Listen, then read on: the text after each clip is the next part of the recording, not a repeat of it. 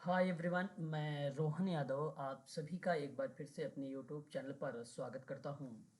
जैसा कि आप सभी को पता है कि मैं अपने यूट्यूब चैनल पर समाज कार्य के संबंध में संपूर्ण जानकारी प्रोवाइड कराता हूं और मैं अपने यूट्यूब चैनल पर ही ऑनलाइन क्लासेस भी आप लोगों को प्रोवाइड कराता हूं।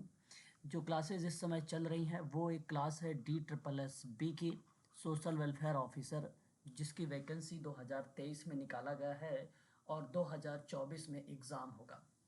वहीं अगर हम बात करें तो यूजीसी नेट, जिसका एग्ज़ाम जून 2024 में होगा, इसकी भी ऑनलाइन क्लासेस जो है आप लोगों को प्रोवाइड कराई जाती है। टोटली बेस्ड है यूजीसी नेट सोशल वर्क पर। वहीं अगर हम बात करें तो MPPSC की जो ये क्लास चलाई जाती है दोपहर 1 बजे से चलाई जाती है। MPPSC की सोशोलॉजी पर बेस्ड है। यहाँ पर असिस्टेंट प्रोफेसर की जो वैकेंसी निकाली गई है वहाँ पर बेस बनाया गया है सोशल वर्क को। उसके बाद आप लोगों की जो वैकेंसी या असिस्टेंट प्रोफेसर की जो वैकेंसी है वो सोशोलॉजी पर आधारित है। यूजीसी नेट का टोटल सिलेबस जो है सोशोलॉजी का MPPSC में फॉलो है।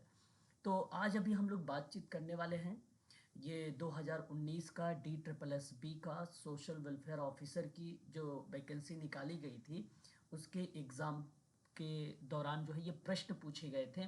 उन्हीं प्रश्नों पर आज हम लोग बातचीत करेंगे। ये पार्ट थर्ड है। पार्ट फर्स्ट और सेकंड मैंने अपने यूट्यूब चैनल पर जो है अपलोड कर रखा है वीडियो को। आप वहाँ पे विजिट करके जाके देख सकते हैं पार्ट 1 भी और पार्ट 2 भी। DSSB की अगर आप ऑनलाइन क्लासेस परचेज करना चाहते हैं तो इसकी फ़ीस मात्र 2,000 रुपये रखी गई है। और यूजीसी नेट सोशल वर्क की अगर आप ऑनलाइन क्लासेस परचेज कर रहे हैं, क्या बेसिकली इसकी क्लासेस स्टार्ट हो चुकी है। यूजीसी नेट जून में जिसका एग्ज़ाम है 2024 में, ये क्लासेस चल रही हैं, स्टार्ट हो चुकी हैं।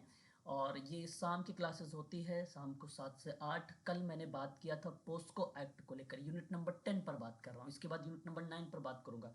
इस बार मैं यूनिट नंबर 10, 9 और 8, 7, 6 से लेकर चल रहा हूँ आप लोगों को, है ना। तो इसकी जो फीस रखी गई है, वन टाइम अगर आप पेमेंट करेंगे तो इसका 4,000 होगा। और अगर आप किस्तों में पेमेंट करना चाहेंगे तो 2 किस्तों में इसकी बनाई जाएगी। 2500 और प्लस 2500 की 2 किस्तें होंगी। इसको आप जमा कर सकते हैं। 5,000 फीस पड़ जाएगी आपकी किस्तों में। MPPSC की 2500 रुपये में फीस आपको प्रोवाइड कराई जा रही है। MPPSC की क्लासेस यूनिट नंबर 5 इस समय चल रहा है। आज दोपहर 1 बजे विचलन और अपराध चलेगा। चलिए प्रश्न करते हैं हम लोग।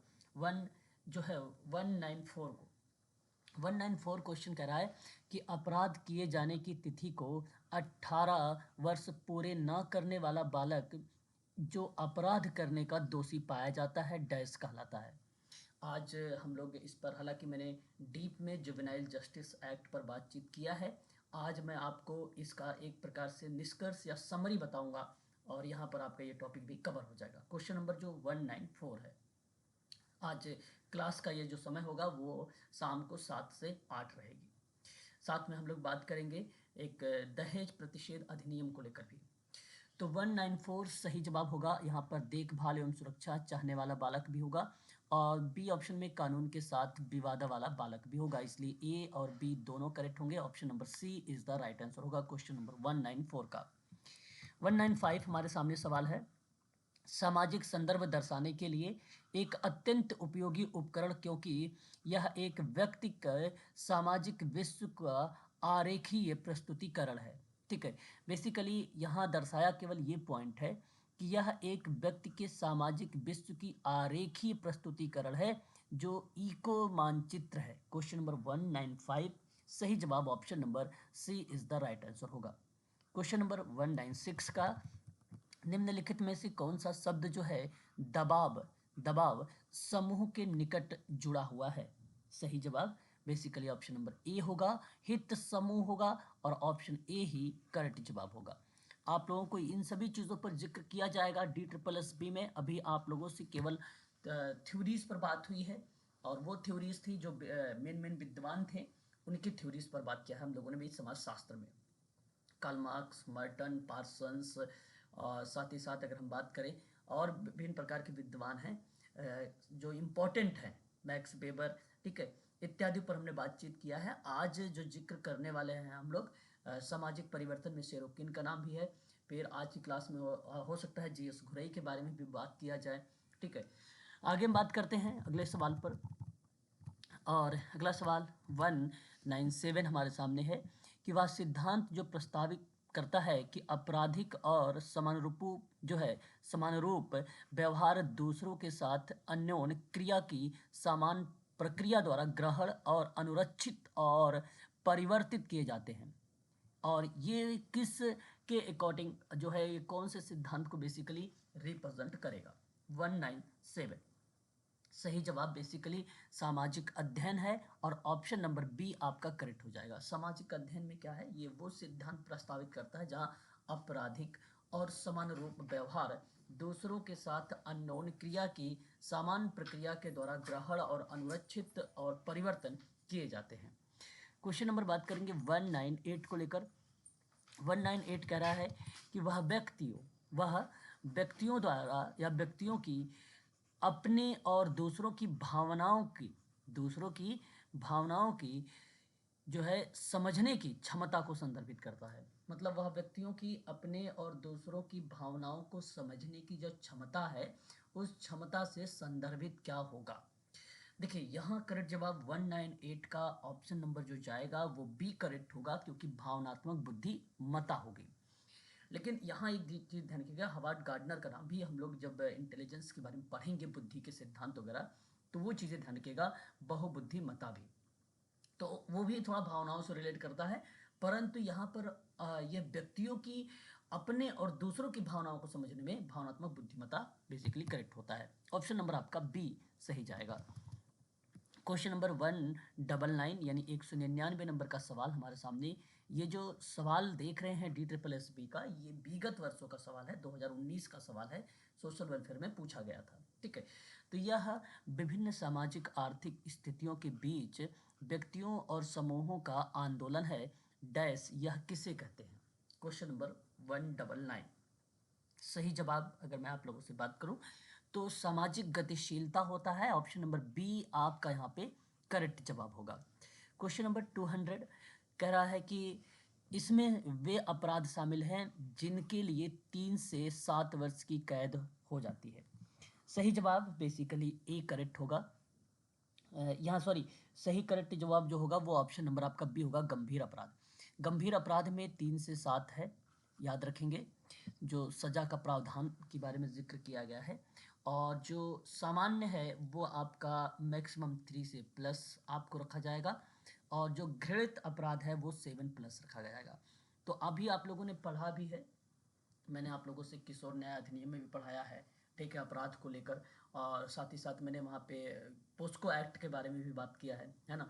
तो एक एक क्लासेस तो आपका हो चुकी है, फिर भी आज हम लोग जो है किशोर न्याय अधिनियम के बारे में डीप में चर्चा करेंगे। मैंने एक वीडियो पब्लिक किया है, आप लोग देख सकते हो, पोस्को एक्ट के बारे में। ठीक है, पोस्को एक्ट जो है आप चैनल पर विजिट करिए, और वहाँ पे कल की क्लास है, ये कल 26 तारीख था, 26 दिसंबर, और कल ही मैंने आप लोगों को ये वीडियो अपलोड किया है, पब्लिक किया है वो। ठीक है, चलिए आगे बात करते हैं क्वेश्चन नंबर 201 के बारे में। 201 क्या कह रहा है? कह रहा है कि वह समूह जहां सदस्य एक स्वाभाविक तरीके से प्राकृतिक घटनाओं और अंतःवैयक्तिक आकर्षण या परस्पर ग्रहण की गई आवश्यकताओं के आधार पर एक साथ आते हैं। क्वेश्चन नंबर 201 सही जवाब ऑप्शन नंबर ए होगा, प्राकृतिक समूह होगा, और प्राकृतिक समूह इस प्रश्न का करेक्ट जवाब माना जाएगा।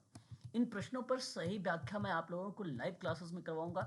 यहाँ पर तो मैं आप लोगों को केवल पब्लिक करवा रहा हूँ कि एक प्रश्न दिखा रहा हूँ कि लास्ट टाइम में DSSB 2019 ने कैसा प्रश्न पूछा। 200 प्रश्न पूछा था, और सोशोलॉजी को उठाया, सोशल वर्क को लिया, और क्रिमिनोलॉजी को भी इसमें शामिल किया है। उन प्रश्नों को मैं आप लोगों को दिखा रहा हूँ। देखो, आर.के. मर्टन के बारे में हम लोगों ने बातचीत कर रखा है। सवाल बड़ा आसान सा है। मर्टन ने कहा कि विज्ञान के नैतिक परिणाम, ठीक है, बेरुचिकरण के मानक से संदर्भित करता है।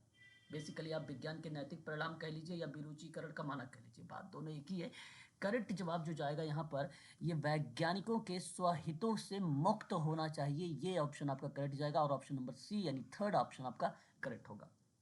क्वेश्चन नंबर 203 कहता है कि आरोप के मामले में बालकों को निम्नलिखित में से किस देखभाल संस्था में रखा जाना चाहिए? किस में रखा जाना चाहिए। 203 सवाल है इस समय, और करेक्ट जवाब जो होगा इसका सही ऑप्शन होगा वो विशेष गृह होगा, और ऑप्शन नंबर ए आपका करेक्ट जवाब होगा। क्वेश्चन नंबर 204 कहता है हमारे सामने कि निम्नलिखित में से कौन सा पर्यावरणीय कारक अध्ययन को प्रभावित कर रहा होता है। तो देखिए, शिक्षकों साथियों के साथ संबंध पर्यावरणीय कारक अध्ययन करने को प्रभावित करेगा, और शिक्षण अध्ययन का माध्यम भी होगा, सामाजिक परिवेश भी होगा। इसलिए ऑप्शन नंबर आपका यहाँ पर जो जाएगा वो डी करेक्ट जवाब होगा। पर्यावरणीय दृष्टिकोण से ये प्रश्न पूछे गए हैं, उसके कारक से प्रश्न पूछे गए हैं, आप लोगों से इस पर भी बातचीत होगी। DSSB में लगभग कुल आपको 15 अधिनियम पढ़ने हैं, और वो 15 अधिनियम का जो सीक्वेंस है स्टार्ट हो चुका है, ठीक है। तो वो भी आप लोगों को मिलेगा।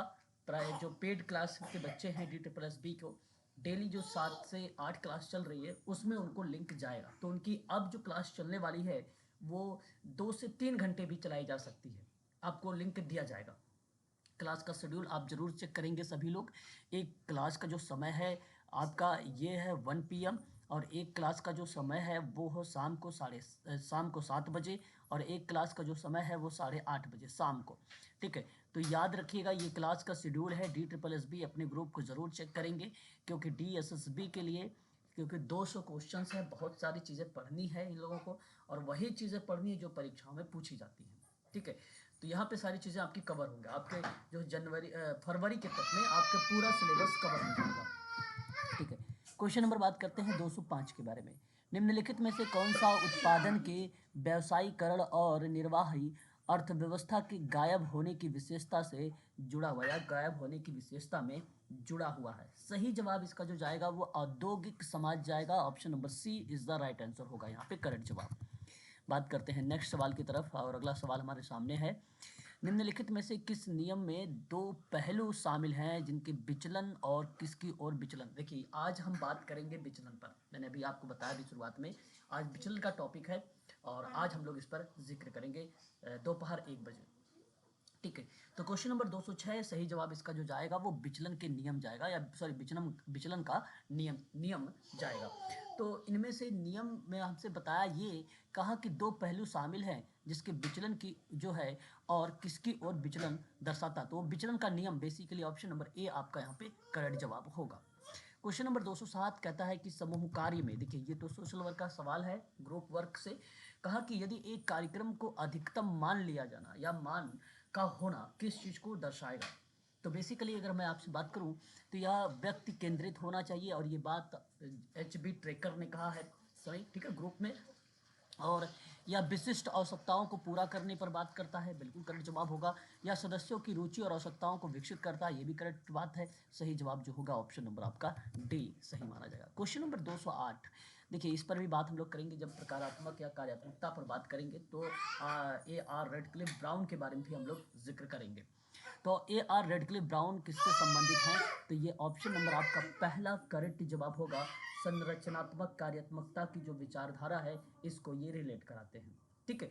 तो आज के लिए बस इतना ही रखिए, और आज हम लोग बात करने वाले हैं 209 वाले क्वेश्चनों पर। हालांकि मैंने बात कर चुका हूं आप लोगों से, लेकिन आज समरी दूंगा इसका, बहुत ही ध्यान से देखिएगा। 209 नंबर का सवाल जो है मैं कल से आप लोगों को बताना शुरू करूंगा। यदि आप सोशल वर्क की ऑनलाइन क्लासेस लेना चाहते हैं, DSSB की ऑनलाइन क्लासेस लेना चाहते हैं, MPPSC की ऑनलाइन क्लासेस लेना चाहते हैं, तो आप हमसे संपर्क कर सकते हैं। मेरा नंबर है 8506031308 पर आप मुझे कॉल भी कर सकते हैं, और व्हाट्सअप के माध्यम से भी जानकारी आप प्राप्त कर सकते हैं, ठीक है। तो ऑनलाइन क्लासेस स्टार्ट है इस समय। इसकी DSSB की जो फीस है वो 2000 रुपये है। UGC नेट की जो फीस रखी गई है आपकी, जब तक एग्ज़ाम नहीं होगा तब तक क्लासेस चले जाएंगी। UGC नेट सोशल वर्क की 4000 फीसेस रखी गई हैं, और वहीं अगर हम बात करते हैं MPPSC की, तो वो 2500 रुपये फीस उसकी रखी गई है। साथ ही साथ आप लोगों को बताया भी जाता है ग्रुप में कहाँ पर कौन सी वैकेंसी निकाली गई है सोशल वर्क के लिए, ठीक है। वो भी आप लोगों को ग्रुप में एक्टिव करने के लिए बताया जाता है पेड क्लासेस में, ठीक है। तो आज के लिए बस इतना ही, मिलते हैं आज के दोपहर की क्लास में 1 बजे।